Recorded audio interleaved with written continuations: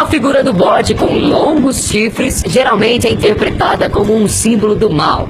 O que muita gente nem imagina é que Baphomet passa meio longe do ocultismo e não tem nenhuma relação oficial com coisas do mal ou satanismo. Afinal, quem é Baphomet? A forma de Baphomet, como a gente conhece hoje, é basicamente cabeça e pernas de um bode com barba e chifres enormes e tronco de um homem com asas. Mas o nome Baphomet vem de muito antes, cultuada pelos Cavaleiros Templários entre os séculos 13 e 14. Para falar a verdade, isso de Baphomet e a imagem endeusada do bode diabólico serem a mesma coisa tem menos de 200 anos, o que perto da história do ocultismo não é nada. O rei da França, Filipe IV, não pensava diferente e usou esse truque para garantir que os seus objetivos políticos fossem alcançados. Inclusive, foi assim que ele entregou os Cavaleiros Templários para a Inquisição sob acusação de heresia.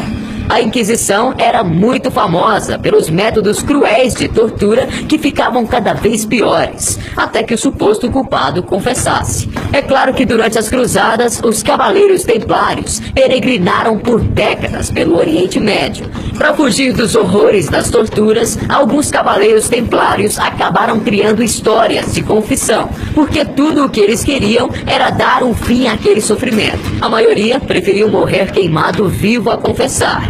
Pulando então do século XIV para o século XIX, no ano de 1818, o autor austríaco Joseph von Hammer reviveu o nome Baphomet depois de uns 500 anos. A última vez foi na época do Felipe IV, lá da França, quando obrigou o Papa a dar um fim nos Cavaleiros Templários. Então, com o passar dos anos, o assunto morreu e ninguém mais ouviu falar.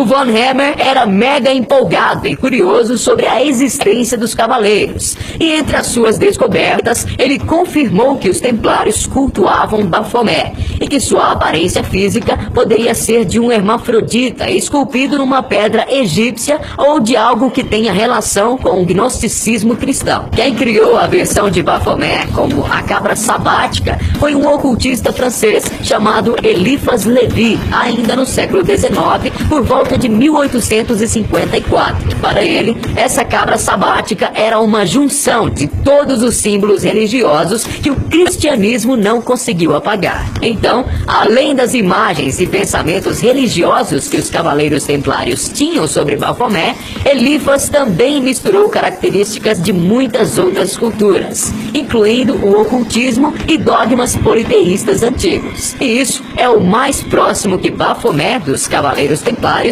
chega da cabra sabática. A figura polêmica, como conhecemos hoje, é, na verdade, um símbolo de resistência de todas as religiões que um dia foram oprimidas.